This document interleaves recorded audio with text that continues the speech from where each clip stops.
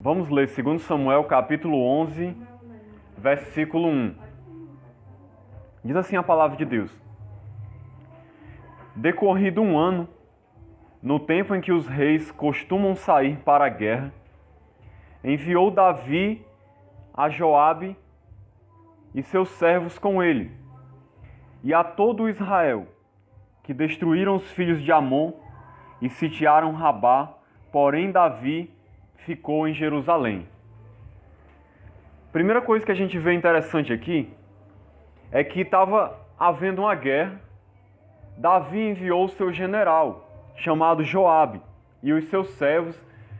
Todo o exército de Israel foi para a guerra, para poder sitiar essa cidade do reino de Amon, mas Davi ficou em Jerusalém. E é interessante que o versículo diz que era o tempo em que os reis costumam sair para a guerra. Mas Davi ficou em Jerusalém. Davi não saiu para a guerra. Aqui nós vemos, primeira coisa nesse texto, que Davi ele estava num estágio da vida dele onde ele ficou acomodado, ele ficou negligente, ficou preguiçoso. Durante toda a vida de Davi foi diferente. Davi sempre tinha sido um homem de Deus. Desde moço, ele já matava leão e matava urso defendendo as suas ovelhas, com a ajuda de Deus. Deus usou ele para matar o gigante Golias. Foi um homem poderosamente usado por Deus, um homem de muita fé, e Deus fez ali algo maravilhoso através dele. Durante muitos anos, Davi ficou sendo perseguido por Saul, e mesmo assim ele continuou um homem íntegro, honesto, correto diante de Deus, com fé, perseverando em seguir a Deus, não se tornou vingativo, não se tornou um homem cheio de mágoa, de raiva, mesmo sendo perseguido pelo rei Saul, que queria matar ele constantemente. Mas Davi não se levantou contra o rei Saul, ele fugia, se escondia em cavernas e continuava esperando em Deus o tempo em que chegaria, que ele viria a ser o rei de Israel. Então Davi tinha se mostrado um grande guerreiro, batalhando as guerras do Senhor. Deus sempre fazia ele prevalecer, um homem de fé, um homem de Deus realmente, um adorador, um homem que tocava a harpa, louvando a Deus. Ou seja, Davi tinha um caráter exemplar. Era realmente uma pessoa em quem você podia se espelhar. Mas aí o que foi que aconteceu? O rei Saul morreu, ele chegou... E Davi chegou a se tornar o rei de Judá, primeiramente, que era uma parte de Israel. Depois ele se tornou rei de Israel, totalmente. E passou a reinar sobre tudo. E Deus deu muitas vitórias a eles sobre os seus inimigos. As nações ali vizinhas foram derrotadas por Israel, sob o comando de Davi, já como rei. A arca tinha vindo para Jerusalém. Israel estava crescendo, estava prosperando, Deus estava abençoando grandemente a vida de Davi. E aí chegou um ponto em que Davi ficou como que acomodado, negligente, porque ele já tinha vencido tanta coisa, Deus já tinha feito tanta coisa por ele, e ele relaxou, ele se acomodou. Essa é uma das primeiras coisas que a gente aprende aqui, que a gente nunca pode baixar a guarda. Enquanto a gente estiver nessa vida, que a gente está aqui nesse mundo, nós vamos estar travando uma guerra constante contra o diabo, contra o mundo e também contra nós mesmos, contra o pecado que há dentro de nós que quer nos dominar. Nós vamos todos os dias da nossa vida batalhar essa guerra. A gente não pode nunca baixar a guarda. A gente nunca pode achar: eu já cheguei num ponto ideal. A gente pode até estar passando por um momento difícil agora, um momento de luta, um momento de dificuldade, um momento de sofrimento. Mas se a gente permanecer firme, perseverando em Deus, assim como Davi, vai chegar o dia em que Deus vai nos dar alívio. Deus vai nos dar vitória, Deus vai mudar a nossa situação. E Deus vai nos fazer vencer aquelas lutas, aquelas dificuldades, e vai nos levar a um estado de bênção, um estado de paz, de alegria, de vitória. Isso acontece na vida do cristão. A vida do cristão não é uma vida de derrota, onde você passa a vida toda sofrendo e tudo vai mal. Há momentos de luta, há momentos de dor, de sofrimento, mas também há tempo de alívio, há tempo que Deus dá vitória, há tempo em que Deus leva você a viver uma vida mais tranquila, em todos os sentidos. E aí depois pode ser que venha uma luta de novo, mas a vida da gente é assim, tem uma hora que você tá bem, tem outra hora que tá mal, tá com muito problema, muita dificuldade. Mas independente do que aconteça, nós nunca podemos deixar de vigiar, de olhar pela nossa vida e permanecer firme diante de Deus. Geralmente as pessoas têm uma dificuldade de permanecer fiel quando tudo está bem. Quando tudo está mal, geralmente a gente busca a Deus em oração, lê a Bíblia, persevera, vai para os cultos e procura se firmar em Deus, porque deseja que Deus nos ajude, e isso é correto.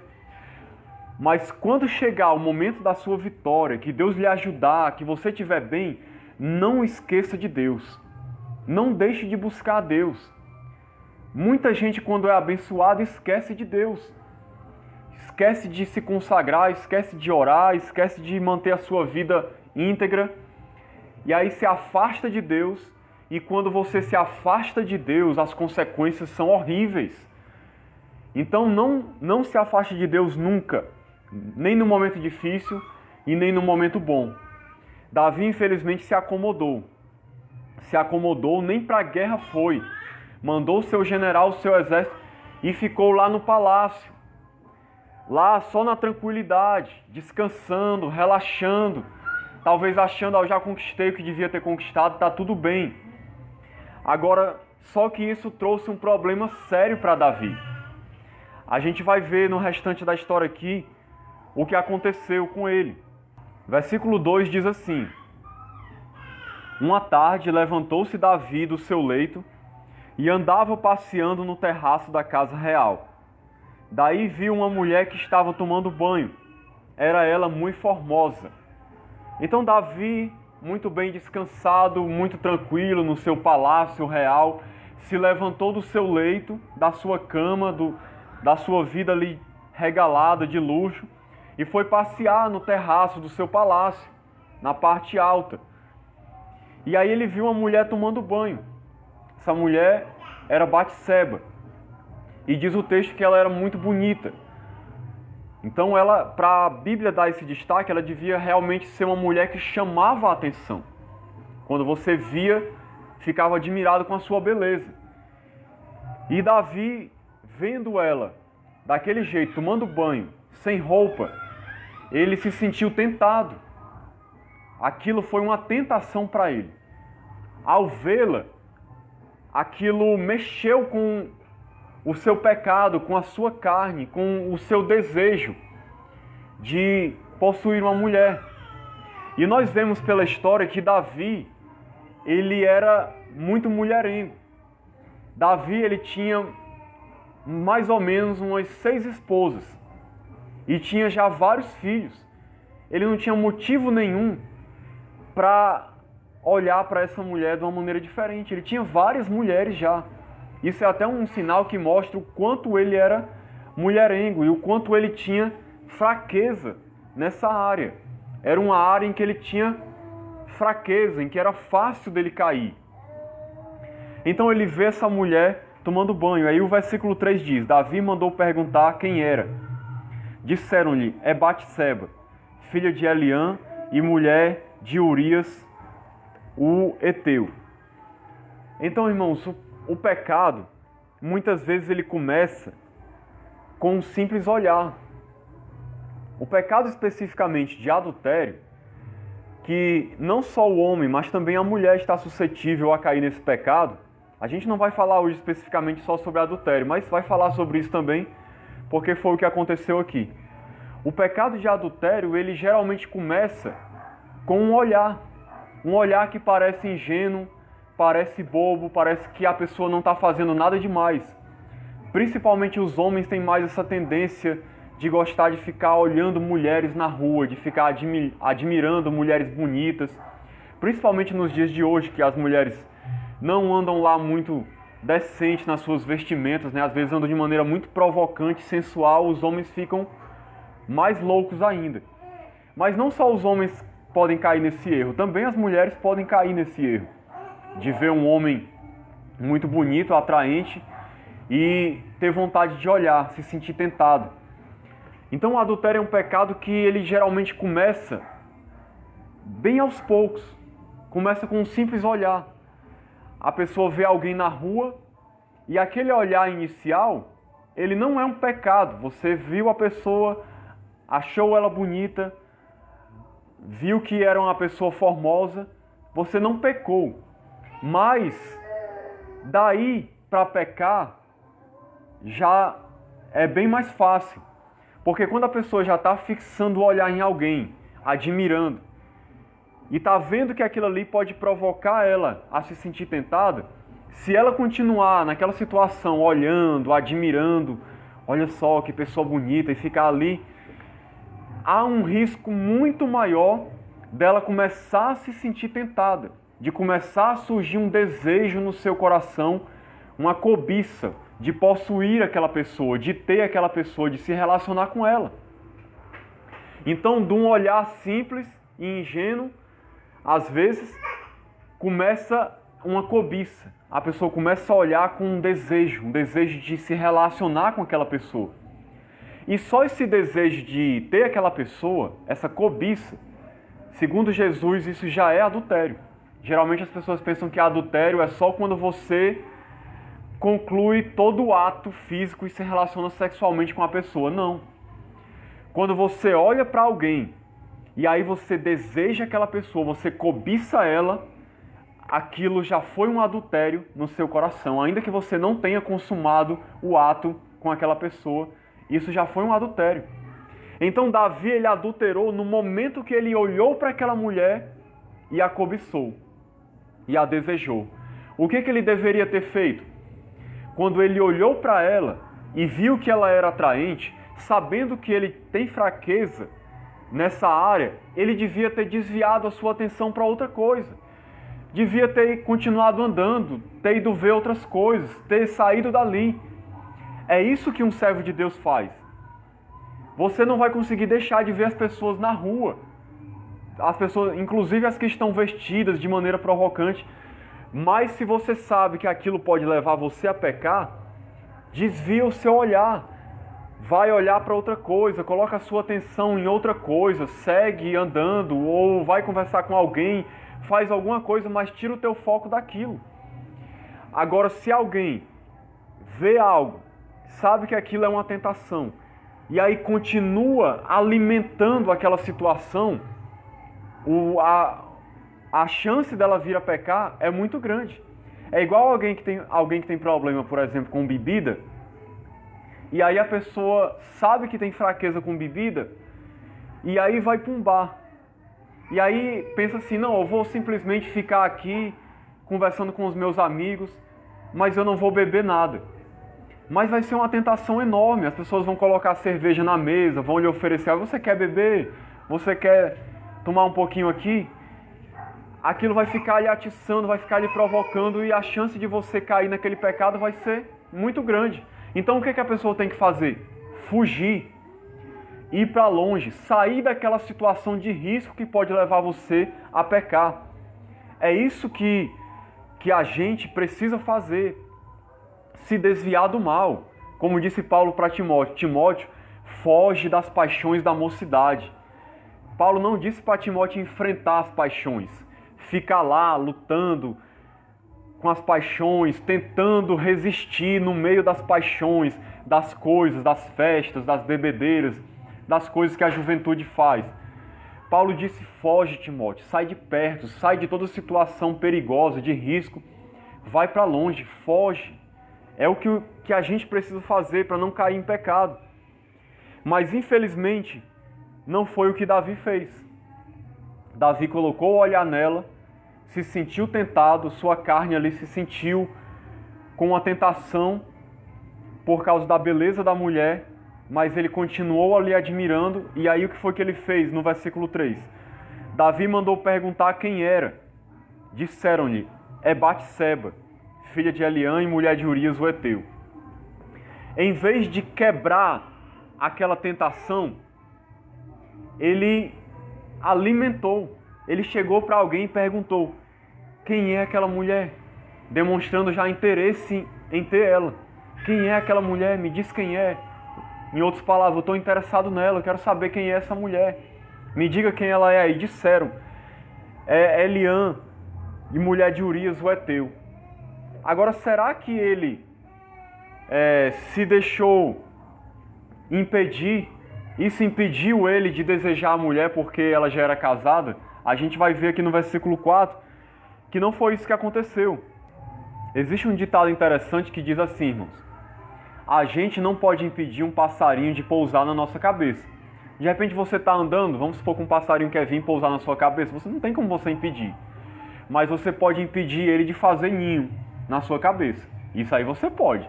Porque você não vai deixar o passarinho pousar na sua cabeça, começar a trazer galho de árvore e fazer um ninho nela. Se você está vendo que o passarinho pousou, não é a situação adequada, você não vai querer um passarinho vivendo na sua cabeça, você vai tanger ele. O que é que isso quer dizer para a nossa vida? Se você sabe que determinada situação que você está vivendo, que você está passando, algumas coisas que você faz, é tentador para você, te provoca, te leva a pecar, te leva para longe de Deus, isso pode fazer você cair, isso pode fazer você fazer coisas que não vão agradar a Deus.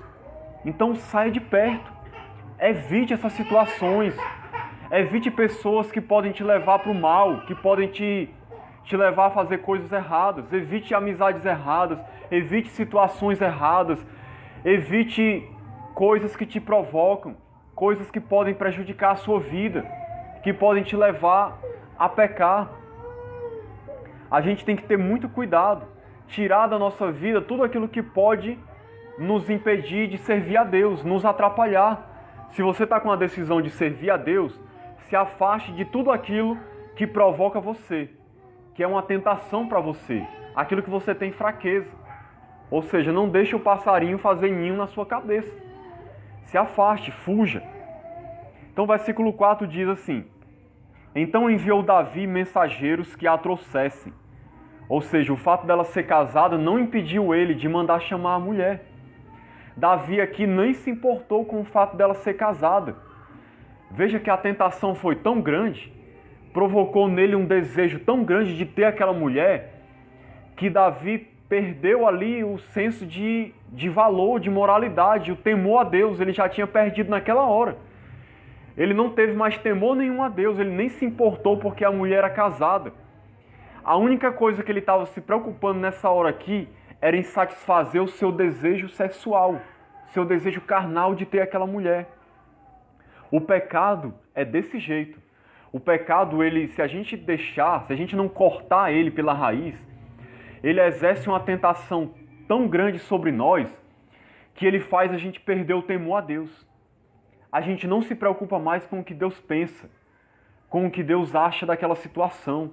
A gente até sabe que é errado, mas a gente perde o temor, perde o respeito, porque a vontade é tão grande de fazer aquela coisa errada que você só pensa em satisfazer o seu desejo. É como um vício, é como uma droga, é como uma coisa que leva você a querer satisfazer aquilo a todo custo. Você nem se importa se vai te prejudicar, se é errado, se Deus vai gostar ou não. O pecado, ele tem esse poder. Se a gente não buscar cortar isso pela raiz, ele toma conta de nós e nos leva a pecar. E como é que a gente corta isso pela raiz? Primeiro é o que eu disse, fugindo da situação. E outra coisa, se você quer não pecar, se apegue a Deus. No momento da tentação, e não só nesse momento, mas em todos os momentos da sua vida, se entregue a Deus, busque a Ele, busque forças nele, se consagre, ore, leia a Bíblia, se apegue ao Senhor, peça forças, diga: Senhor, me ajuda, me dá forças, me sustenta, porque Deus é quem tem o poder de nos libertar, Deus é quem tem o poder de nos dar força para não cair em tentação. Por isso que Jesus ensinou os discípulos a orar: não nos deixe cair em tentação. Porque quando a gente ora, Deus nos dá a força, a capacidade para não cair em tentação. E Jesus também disse: se, pois, o Filho do Homem vos libertar, vocês serão verdadeiramente livres. Então Jesus é que tem o poder de nos libertar. O que é essa libertação? É não deixar mais a gente ser escravo do pecado, de ser dominado pelo pecado para fazer aquilo que agrada a nossa carne, os prazeres que a gente deseja satisfazer. Jesus ele tem o poder de nos libertar, de nos dar força de não fazer aquilo mais. Ele tem esse poder. Só precisa a gente buscar, só precisa a gente pedir: Senhor, me liberta, me dá força, me ajuda. Com certeza, se a gente clamar a Deus, se a gente clamar a Jesus, Ele nos dá força, Ele não deixa a gente cair em tentação, Ele nos livra do mal e Ele nos liberta da escravidão do pecado e da força do pecado. Então enviou Davi mensageiros que a trouxessem, ela veio e ele se deitou com ela, ou seja, realizou o que ele queria. Se deitou com a mulher. Ou seja, vocês sabem que se deitar aqui não é só dormir junto com ela na mesma cama. Eles se relacionaram sexualmente mesmo. Houve uma traição. É porque a Bíblia usa uma linguagem para ficar mais leve, né? Tendo-se ela purificado da sua imundícia, voltou para a sua casa. Ou seja, ela foi tomar um banho para poder se limpar, depois de terem se relacionado e tudo, e voltou para casa. A mulher concebeu e mandou dizer a Davi: estou grávida. Ou seja, do adultério, que começou com um olhar cheio de cobiça, mas não foi bloqueado, o que foi que aconteceu? Se consumou num relacionamento físico. Davi não parou, não bloqueou, não cortou o agir do pecado na vida dele. Se ele tivesse buscado a ajuda de Deus, tivesse se desviado daquilo ali, ele não tinha caído. Se ele não tivesse tão acomodado na sua vida por causa das suas vitórias, ele não teria caído. Mas foi um conjunto de coisas. A acomodação de Davi, porque estava tudo muito bem, se acomodou, não fugiu da tentação, não buscou forças em Deus. Ele fez tudo errado. E aí o que foi que aconteceu? O pecado, como um leão, conseguiu dominar ele como uma presa. E ele consumou o ato sexual com ela e o pior, ela engravidou. Irmãos, o pecado acontece isso. O pecado às vezes gera consequências terríveis na nossa vida. Por que é tão importante a gente buscar em Deus, viver uma vida de santidade? Porque essa é a vontade de Deus, que a gente não peque, não caia em tentação.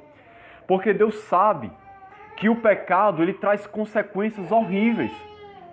Veja o exemplo aqui. A mulher engravidou. Que consequência poderia ser pior do que essa? Davi não imaginava que numa relação só a mulher ia engravidar, mas a mulher engravidou. E o pior, a mulher era casada e o marido da mulher não estava em casa, estava lutando na guerra. Criou-se um problema enorme para Davi, porque agora todo mundo ia saber do adultério dele. Todo mundo ia saber, porque a mulher engravidou. Então ia ficar uma situação complicada para ele como rei, publicamente vir isso a público, todo mundo saber do que ele fez, do adultério que ele cometeu. Versículo 6 continua dizendo assim: então enviou Davi mensageiros a Joabe, dizendo: manda-me Urias, o heteu. Joabe enviou Urias a Davi. Então, veja que situação. O marido da mulher estava lutando na guerra. Davi aproveitou-se que o marido dela não estava em casa. Alguém pode até pensar assim: por que a mulher não disse não? Por que a mulher não rejeitou? Por que ela aceitou?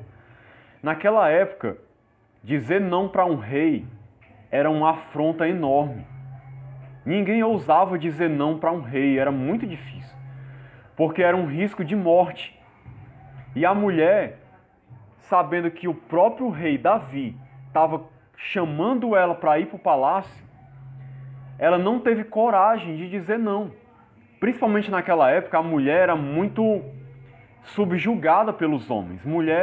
A mulher não tinha muito valor, a mulher era tratada até mal muitas vezes, não tinha vontade, era tratada como um objeto. E principalmente o rei de Israel, mandando chamar ela, não teve coragem de dizer não, não teve como ela dizer não. Foi uma situação difícil para ela.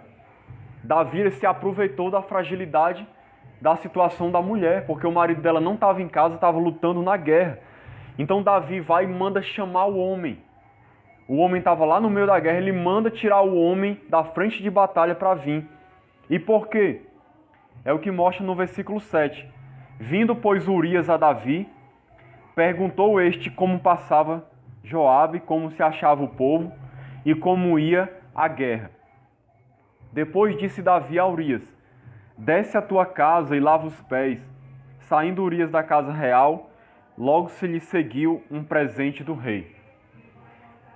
Olha que interessante. Davi já tinha perdido o temor a Deus. E a gente vai ver aqui que do adultério ele passou para um outro pecado, que é o engano e a falsidade, a mentira. Veja como um pecado vai puxando o outro. Ele começou com o adultério. Na verdade, começou com a negligência, com a preguiça, passou para o adultério. Do adultério começou o quê? O engano, falsidade, mentira. A gente detecta tudo isso aqui na fala de Davi. Primeiro ele já erra tirando o homem da guerra. O homem estava lutando lá por Israel. Depois ele fica fingindo que o motivo era porque ele estava preocupado em como ia a guerra. Começa a perguntar como é que estava o general Joabe, como é que estava o povo, como é que ia a guerra. Davi não estava pensando nisso, o motivo não foi esse, o motivo dele chamar o homem. Isso tudo aqui era um fingimento, uma falsidade, para poder mascarar a sua real intenção. E aí ele manda o homem ir para a casa dele, lavar os pés, ou seja, descansar na sua casa, ficar com a mulher dele. E ainda manda um presente para o homem. Tudo isso aqui que Davi fez, ele estava armando uma situação para poder encobrir o pecado dele. Ele trouxe o homem para poder mandar o homem para a casa da mulher e ainda mandou um presente para eles. O que Davi queria? Davi queria que o homem fosse para sua casa e aí se deitasse com sua mulher, tivesse relação com ela, e aí o que ia acontecer? Todo mundo ia pensar que o filho era do homem, porque o homem tinha voltado da guerra, tinha ido lá, tinha ficado com a mulher, e Davi ia sair livre, ia sair sem culpa nenhuma. Todo mundo ia olhar e ia pensar: o filho é de Urias, o filho não é de Davi. Urias veio, ficou com ela, Davi não fez nada de errado e ele ia sair limpo. Esse era o plano dele. Veja só, irmãos, como é interessante. A gente tem que ter muito cuidado com o pecado, porque o pecado, ele vai nos fazendo afundar cada vez mais. Se a gente der brecha para o pecado e passar a viver fazendo uma coisa que é errada diante de Deus, a gente vai se afastar cada vez mais de Deus. A nossa situação fica cada vez pior. O pecado, ele é como um câncer que vai corroendo o corpo de uma pessoa, só que ele é como um câncer que vai corroendo a alma, corroendo o espírito. Se você der espaço para ele na sua vida e passar a viver no pecado, você vai perdendo o temor a Deus, o respeito por Deus. Você vai cada vez mais entrar em outros pecados, começar a desobedecer em outras coisas, e você não vai nem se preocupar. Você vai ficando com a consciência cauterizada. Você nem sente mais. Sabe, você já nem se importa com o que Deus pensa. Porque quem está vivendo no pecado, ele perde essa sensibilidade de se importar com o que Deus acha. A pessoa cada vez menos vai se preocupar com o que Deus acha. Vai se preocupar só em agradar a si mesmo. Davi estava assim.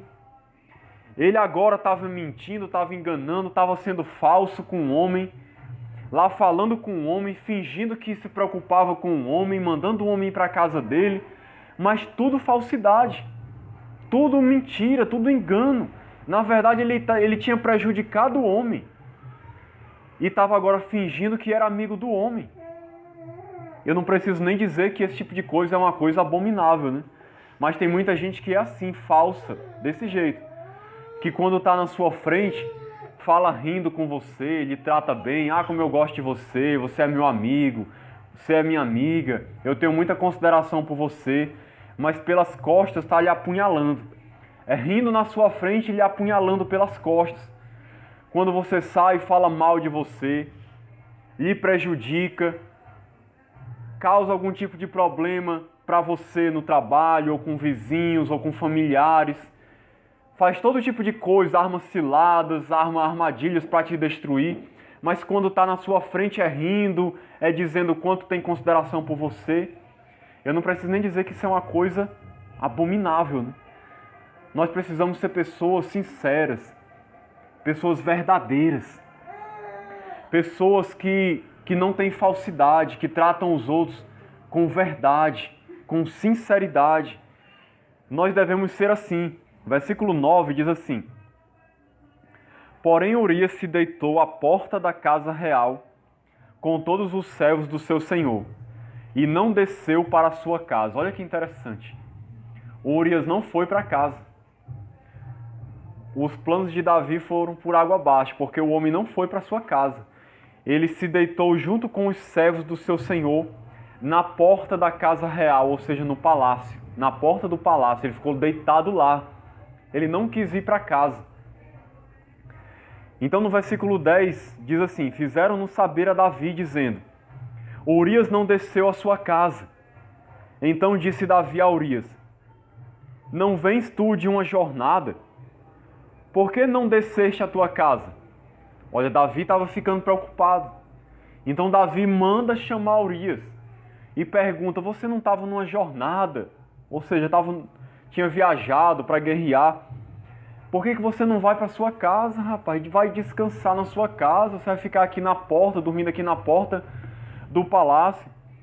Vai descansar. Davi pessoalmente falando com o homem, tentando persuadir o homem a ir para a casa dele.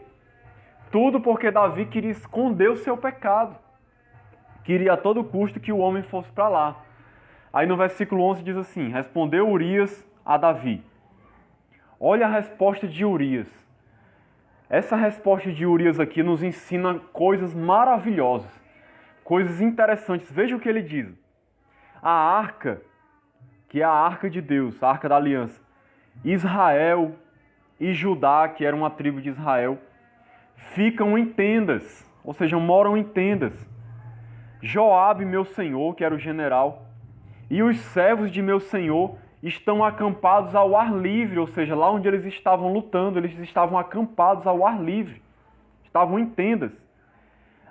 Aí ele pergunta: hei de eu entrar na minha casa para comer e beber, para me deitar com minha mulher? Ele está perguntando em outras palavras: você acha que eu vou fazer uma coisa dessa? A arca de Deus, o povo de Israel, está tudo em tendas, vivendo em tendas, os servos do Senhor estão em tendas, e você acha que eu vou para minha casa para comer e beber, para descansar, para me deitar com minha mulher, para ficar no conforto, enquanto todo o meu povo está lutando numa guerra e está numa tenda? Aí ele termina dizendo: tão certo como tu vives e como vive a tua alma, não farei tal coisa. Ou seja, assim como é uma certeza que você está vivo, também é uma certeza que eu não vou fazer isso, eu não vou para minha casa. Não tem nem perigo de eu ir para minha casa.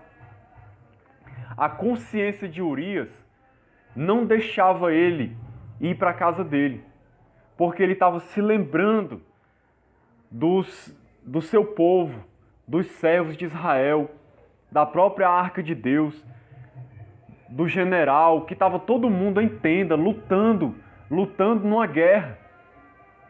Ele teve consideração para com aquelas pessoas. Ele era um soldado, ele era do povo de Israel. E o que foi qual foi o sentimento que ele teve aqui?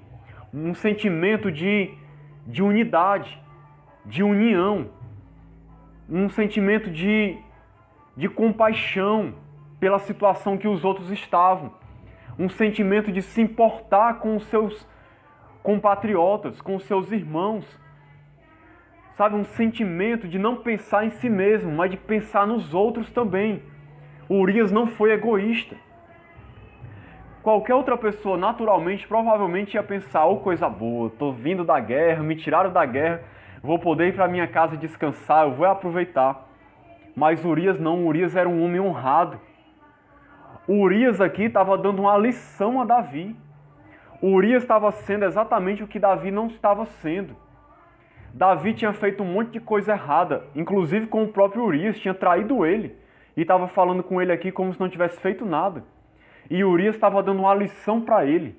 Estava ensinando ele a ser uma pessoa com caráter, uma pessoa honrada, que pensa nos outros, que se preocupa com os outros. É exatamente o que Davi não estava sendo. Aquele soldado estava ensinando Davi com a sua atitude aqui. Isso aqui, irmãos, traz um ensinamento precioso para nós, para as nossas vidas. A gente precisa, como igreja, não só como igreja, mas onde a gente estiver, nós precisamos ser pessoas que pensam nos outros também, que se importam com as necessidades das outras pessoas, que ajudam os outros. Pessoas que não se sentem à vontade por saber que tem gente sofrendo. A gente não pode viver indiferente, sem se importar com as outras pessoas. Principalmente na igreja, nós, como cristãos, nós precisamos ter uma atitude diferente. Hoje em dia, infelizmente, em muitas igrejas, é cada um por si e Deus por todos. Ninguém se preocupa com ninguém. Às vezes as pessoas entram e saem das igrejas e ninguém não está nem aí para elas, para o que elas estão passando, para os seus problemas, para as suas dificuldades, ninguém nem se importa. Ninguém não está nem aí para ajudar. É cada um preocupado só com a sua vida. Cada um preocupado só em se dar bem. Se não for Deus para ajudar, não tem gente para ajudar. Infelizmente, muitas vezes, até nas igrejas é assim. Nós precisamos ter uma mentalidade diferente. Aquela mesma mentalidade dos 3 mosqueteiros, que o lema deles é um por todos, todos por um. A igreja deve ser assim. A igreja deve ser um corpo onde o problema de um é o problema de todos. Se você está com um problema, esse problema é meu também, porque nós somos um corpo. Se você está feliz, eu estou feliz. Se você está triste, eu estou triste. É o que Paulo ensinou: chorai com os que choram, alegre-se com os que se alegram. Na igreja deve ser assim. Nós precisamos ser pessoas que estão juntos, não apenas juntos no mesmo lugar, mas juntos na alma, juntos no coração, um ajudando o outro, um dando força para o outro. Quando um tiver caído, o outro levanta. Se o outro cair, outro vai lá e levanta. Se um está necessitado, o outro vai lá ajudar. Depois, se o outro fica necessitado, aquele que foi ajudado vai e ajuda. A igreja deve ser assim. A vontade de Jesus para o seu povo é essa, que a gente tenha esse mesmo sentimento de Urias, de se importar com os outros, de se compadecer com a situação dos outros. Infelizmente não é o que a gente vê por aí. Mas a gente precisa fazer a nossa parte. A gente não pode pensar assim: ah, está todo mundo agindo errado, ninguém se importa comigo, também eu não vou me importar com ninguém. Nós precisamos fazer a nossa parte diante de Deus. Precisamos ser pessoas que não são egoístas, pessoas que se importam com os outros, pessoas que ajudam os outros, pessoas que se doam pelos outros, que estão dispostas a ser um corpo unido para fazer a vontade de Deus e abençoar uns aos outros. Essa é a vontade de Deus para a sua igreja. Eu estou lembrando aqui da igreja que é perseguida. Existem irmãos hoje, nesse momento inclusive, que estão sendo presos, que estão sendo mortos, que estão perdendo suas casas, suas famílias, por causa da fé em Cristo, em países no Oriente Médio, na Ásia, na África. Isso acontece constantemente. São os nossos irmãos. Mas você vê que muitas pessoas aqui no Brasil nem sequer conhecem essa realidade dessa igreja lá, que está sendo perseguida. Muita gente nem se lembra de orar por esses irmãos, muito menos de enviar uma oferta para eles. Muita gente nem se preocupa como eles estão, porque a gente está aqui bem, tem casa, tem comida, não está sendo perseguido, não está sendo preso, ninguém está querendo nos matar. Então muita gente pensa assim, eu não estou nem aí, eu estou bem, Deus está me abençoando. Mas a igreja de Cristo não é assim. A igreja de Cristo deve ser diferente. Nós devemos ajudar uns aos outros, se compadecer uns dos outros, e não só na igreja, mas na nossa vida como um todo. Todas as oportunidades que a gente tiver, nós devemos ser pessoas dispostas a se doar, a ajudar, a ter compaixão dos outros. Essa é a vontade de Deus para as nossas vidas. Então disse Davi a Urias, continuando aqui no versículo 12: Demora-te aqui ainda hoje, e amanhã te despedirei. Urias, pois, ficou em Jerusalém aquele dia e o seguinte.